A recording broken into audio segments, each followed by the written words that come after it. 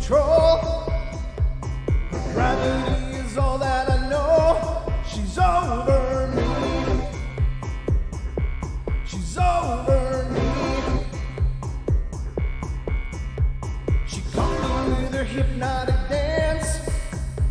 She holds me here with only a glance. She's over me. She's over me.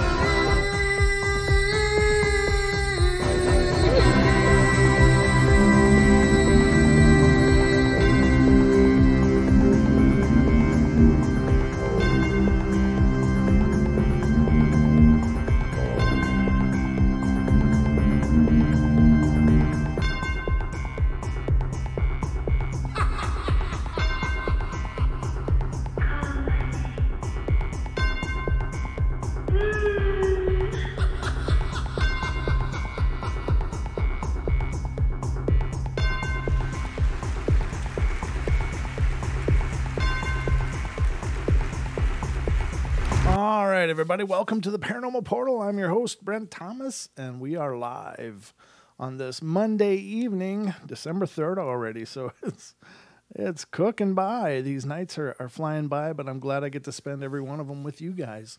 So thank you for being here and being a part of the Paranormal Portal and making me feel just really special. That's all I got to say. I just feel so special. You guys come in and want to hang out with me. I don't know. This is pretty awesome. So I hope you guys are having a good week. Monday's behind you now. Put it away. It's over. Let go of it. You're now on your way to Tuesday, which is a little bit closer to Wednesday, which is hump day. And then Thursday and Friday, it's all downhill. So you got this. You got this. Don't worry about it. So tonight on the Paranormal Portal Bedtime Stories From Beyond, we're going to talk about some more of those ghostly encounters that we all love to talk about. So I hope you guys are ready because it's time for bed.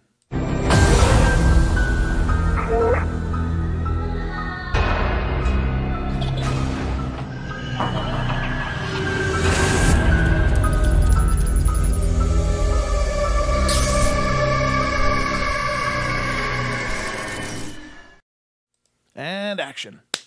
All right, so tonight we're going to talk about ghostly encounters. These are, of course, some of the most prolific of the paranormal events that happen. Pretty much everybody has had some kind of ghostly encounter of some kind, whether that's a disembodied voice, something moved that shouldn't have been moving, you heard a sound that shouldn't have been heard, you saw something, some kind of shape or lights or something. A lot of people dismiss those things, and that's fine. I mean, that's up to them. It's all about their paradigm and what they can handle.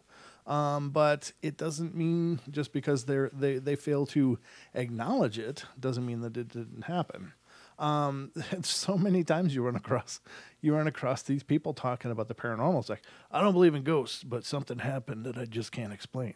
At that point, you don't want to believe in ghosts because they go on to tell you some of the most fantastic stories of fantastic events that happen. And it's like, how did you get through that and not come to the conclusion of a ghost? I mean, how did you avoid ghost being a possibility in that? Because that seems really clearly something ghostly. But what do you do?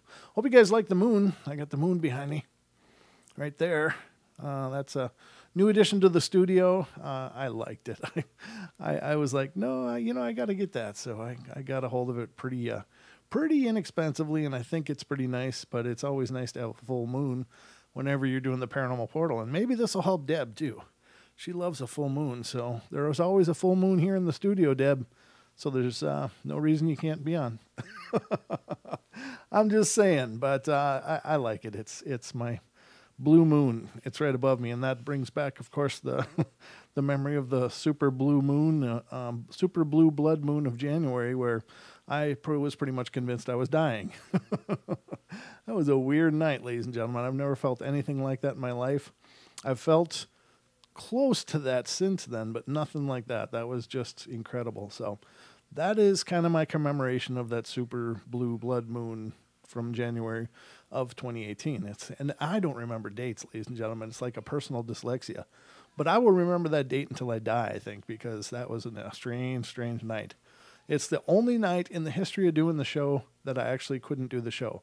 We were like 3 minutes in, and I'm like, I'm sorry, I can't do this, and I shut down the stream. And it was not long after that I went over to the emergency room to see what the hell was going on, because something was wrong. But it turns out nothing was wrong. It was just that night. So, all right, ladies and gentlemen, let's get into our show tonight, and we'll see what we can get into here. But we're going to talk about ghosts, as I said before. The first story of the evening, and I see there's plenty of you guys coming in the door, so I am absolutely thrilled. Hey, Doc. Hey, lady. Deb is here. Good. Lewis.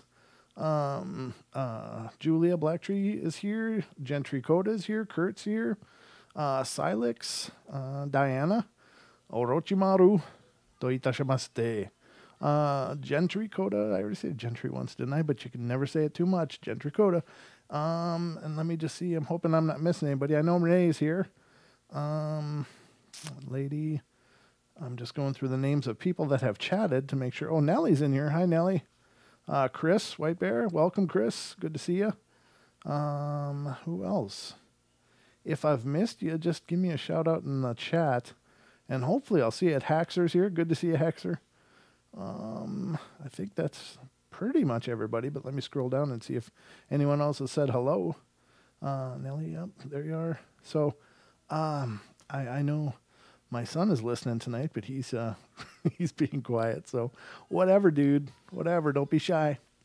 And we will get started then, ladies and gentlemen. So, hope you enjoy the show. So we also would like to say thank you to those of you that have been submitting stories. It's really cool. I love when you guys submit stories. I've got a few of them in now. We're going to save those for the network nights, which was generally a Friday, Saturday night. And here's the reason why. It's not because I'm not excited to read them. I would love to read them every show. But I like to save them up for when we're on the network, and that's on a Friday, Saturday night when we're connected to TFR Live, iHeart, TuneIn, and TalkStream Live. Because I think it's just great to put it out there that people are sending in their stories. There's a much broader audience on those nights, and I hope that will help encourage them to go, maybe I'll just share what happened to me. Because I think that those kind of things act as, precedents and examples. And some people just like, nobody wants to be the first one to dance, and nobody wants to be the first one to send in a story, but many of you guys have, and I really appreciate it. But thank you to those of you that have sent in your stories. But if you're hearing this and you're wondering, hey, where do I send my story? Send it to paranormalportalradio@gmail.com. And I will be absolutely thrilled to receive it. And I will be even more thrilled if you say I can read it on the air. But let me know in your story if you want to be, you want your name used or not. You can certainly remain anonymous. It's not important for me to name you on the air. If you want to be anonymous, that's cool. But just great things. And congratulations to Obake Hunter, our fellow paranormal investigator out of Hawaii, as he just recently had one of his videos featured on a Chills collaboration video from on the Dylan is Chillin' guy, whatever his name is. I don't know. I guess it's Dylan, but yeah, he got his video on there. So congratulations, brother. You're out there working and people are noticing. So congratulations. I got to drink and breathe, and then I can talk. So, first story tonight is, okay, I have so many stories to share, but I'll start with when it first all happened to me. Me and my family have this clock, and it's not a grandfather clock, but it has a pendulum, and it hangs on the wall, and for years, the pendulum never moved. However, the clock part of it still worked. One day the batteries died, so we took them out, and a couple of weeks later, this random white feather just floated down from out of nowhere.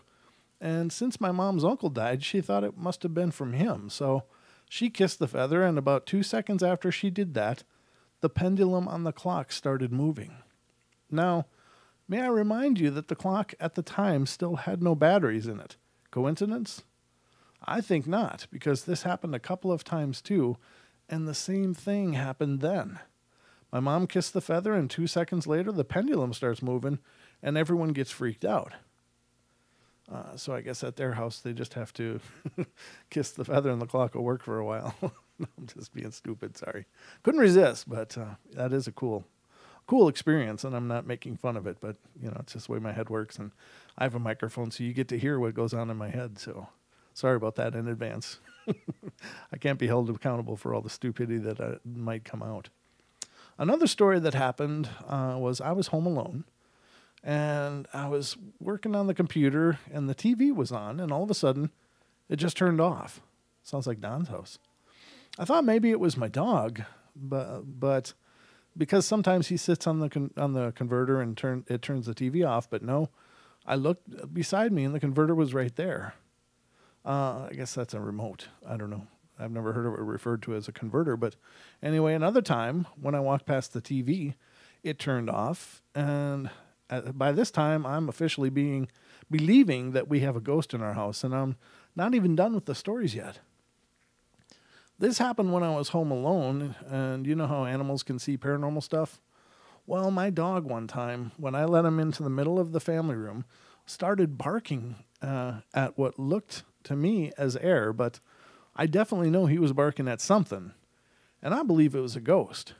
But if I tell that to other people, they get all scared like I'm just telling them a scary story that's not really true. None of my family believe it and think I'm overreacting. I'm pretty sure things have happened to them, but they just don't want to say it. Again, people don't want to be shocked out of their paradigm. They don't want to lose the comfort of that belief system that makes sense to them. That happens all the time. People will cling to their normalcy because they need things to be normal just because people don't adapt well. Hell, I don't adapt well, and sometimes, so I understand. I'm not saying it in a demeaning and belittling way, but when something is there and it's showing you over and over that something is there, I think you have to acknowledge it because you can't grow if you don't. So anyway, here's another amazing story. I have a computer with a webcam, and me and my friends were going to take pictures on it, and I noticed this picture of absolutely nothing. Now, at first, I really didn't think anything of it, but then I looked at it again, and it shows the date when it was taken, and it says 2:30 a.m. In 2006. It was taken on a Thursday, and I'm pretty sure I was already asleep in bed. So I looked closely at the picture, and I still can't figure it out. Of course, then I deleted it. By this time, I'm certain now there's a ghost in my house, and there's a lot more stories, but my fingers hurt. I'm not sure how this person types, but apparently it's pretty painful from typing. So I'm going to stop, and either I have a ghost in my house or just it's a dead relative that was visiting. I'll never know. Now that's, yeah, I guess there is. Okay, here's the thing. Now, people use ghost and spirit usually pretty interchangeably, but I think, as I understand it, and it's just a term and it really doesn't matter, but I think when we consider ghosts, to me what that means is a spirit that's never moved on. They've remained earthbound. They have not transitioned back, to the source, whatever that means to you, fill in the blank. But so they may have unfinished business. They might be emotionally bound to the world in some way, or somebody in it, or some, circumstances, or they might be afraid because maybe they felt like they didn't live a good life, and they're afraid because they have the idea of judgment and they don't want to go. They know they're okay here, and if they go, are they going to end up in the, the hell or whatever? And so I think that they become fearful and stick around. Now, when we hear the word spirit, to me, that to me symbolizes a person that has transitioned on, and when they want, they can come back and stop in. Now, this is the case, and a lot of people experience their dead loved ones coming back on significant times, whether it's a birthday, a wedding, or something, or perhaps another funeral. They or someone's going to pass, they will come and visit the family and let them know in dreams or whatever. Those to me are spirits, and that's what it means to me.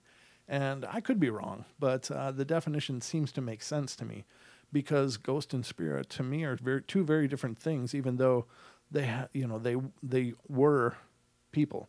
But now then again, spirits can also be other things that were never people, but they are not a thing that is stuck. When we talk about negative spiritual beings, usually we refer to them as entities or something of that nature. But those are things that were probably never human, and either that or they were so twisted by their own negativity that they became inhuman through their course of development, and so they don't really resemble people anymore, and they certainly don't have a whole lot of love or empathy or anything like that. They're just these broken, shattered remains of what was once a person. So just some thoughts on that, but very cool stories, very plausible. I don't have a problem believing any of that. So let's get to our next one. I got to take a drink. I'm sorry. I'm just a little parched and dry. It's this winter man-made heat just drives me out like crazy. A little better. A little better. Drink them if you got them. Haxer, mix them up, will you? Haxer is in our chat room, of course, on YouTube, and if you haven't met him, the guy is not just a bartender. He's like a mixologist. This guy is a encyclopedia of drink mixes and stuff, and some of the things he describes just sounds amazing. That guy could make me stupid in about 5 minutes, I'm sure. Not that that's a far journey at all, but you know what I'm saying. Man, that guy, he's mentioning alcohols that I've never even heard of. It's like cream of what?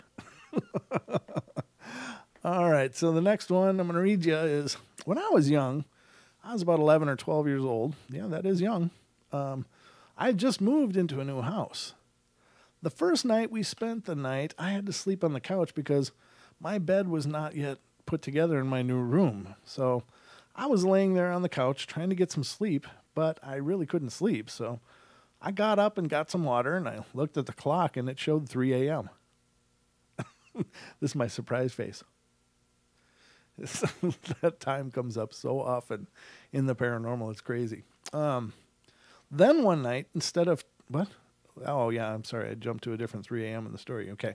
When I laid back down, I felt something run up my back like fingers. I looked back there, and there was nothing there. At first, I thought it was just a spider until I felt it again. And this time, it was on my arm. I screamed and ran into my mom's room. Good morning, Mom. For the next month or so, I kept feeling the fingers on my back and my arm at exactly 3 a.m.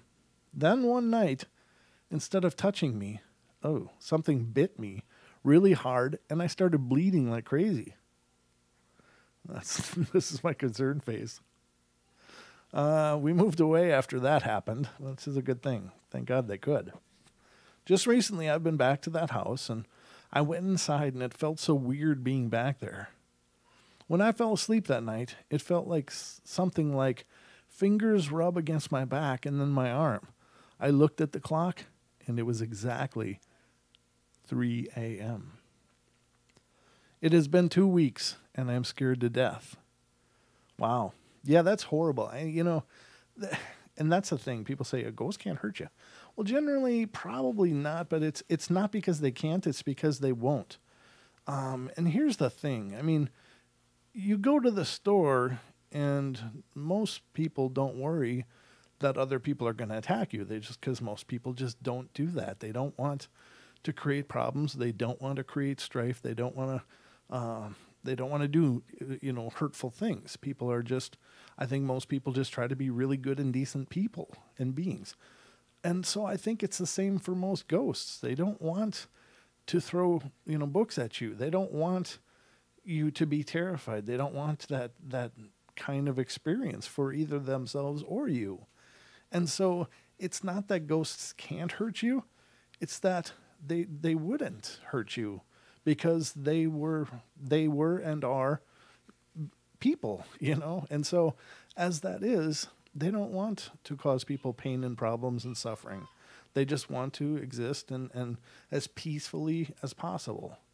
But can they hurt you? Yeah, they can hurt you. They could push you into traffic. They could push you, they could push you downstairs, and those things happen. You could get scratched or bit or whatever. You could get choked. That comes up so often. These things come up so often that it demonstrates that spirits can hurt you, but they choose 99.9% of the time not to. So, when somebody says they can't hurt you, perhaps they mean because of virtue of their faith. And if you believe that, then it becomes powerful. And yes, that might be a very strong protection, and I'm not diminishing that. But to say something can't, or something is more accurate to say something won't hurt you. Most likely it won't. But can it? Yeah. So be careful. Don't challenge things. Don't. The thing is once you challenge something, then it's about the same thing as going to a bar and starting to, throw your weight around and talk tough. Well, somebody's going to challenge that. Somebody's going to step up and decide to hit you right in the nose because they don't want to hear that. They don't need that in their life. The same thing for spirits. If you walk into a house and you start, oh, you can't do this. You're a bunch of crap. You're weak. Well, something's going to step up and show you that you're really wrong. So be careful in situations like that. Don't believe something can't happen, especially if you're being a jerk. But most of the time it won't happen. So I hope I hope that distinction is clear because I see that all the time. Spirits can't hurt you. They can't hurt you. It's like, no, they can. But maybe you have really strong defenses. But if you're a jerk, they're going to work on that and try to take down your defenses too.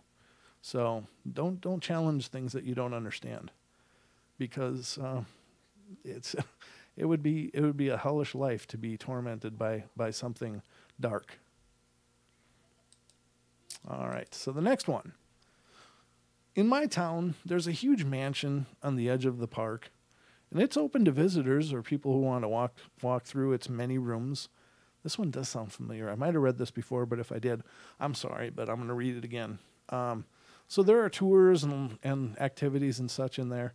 And when I was about 10 years old, my class in school went to look around it one day.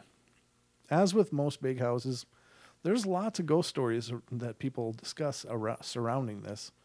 And this story was that a young woman lived there, and her father did not approve of her lover, so she hung herself in the main room from the banister on the balcony. Now, you know what kids are like, and all the guys in my class were saying they saw a ghost, blah, blah, blah. I didn't really believe any of it until I went to use the bathroom, and I walked into the bathroom, and it was empty, and I looked at myself in the mirror, and suddenly all the doors on the stalls slammed shut and locked. All of them. Obviously, this scared the hell out of me, so I bolted out the door and went back to my class. Nobody believed me at all. I went home at the end of the day and decided I would go back to the mansion on my own and have a look around. I looked through most of the rooms. I had a weird feeling as if I were being watched the whole time, and I was very cold even though it was summer, and I visited the spot where the woman supposedly hung herself. After a while, I found a circular room draped in red curtains, and in the middle of the room was a great big black grand piano facing with its keys away from me. And then I heard music, a slow, sad tune issued from the piano. And I heard a woman singing, and she sang, "Servo meus animus vocis of piano." And I didn't know what that meant at the time. The red drapes began to blow as if there were a high wind in the room, and the music stopped, and I stood for a moment. Then I took a pen from my pocket and wrote out the bizarre words she had sung to me. Servo meus animus vocis of piano. It's Latin for save my soul, voice of the piano. Wow. There you go, ladies and gentlemen. I hope you've enjoyed this little journey through the paranormal on our Bedtime Stories from Beyond. Thank you all so much for being here and being a part of it. We will, of course, be back tomorrow night, or I will anyway. And then Don will be joining me on Wednesday night for another 2-hour romp into the paranormal. That didn't sound right at all. 2-hour journey? Maybe journey is a better word. But anyway, all right. So I love you all. Be good, be kind, be nice. Take care of each other. Hello, Sheldon. I know you're watching. That's my boy. So we'll talk to you guys soon, and take care. And I will see you tomorrow night here on the Paranormal Portal.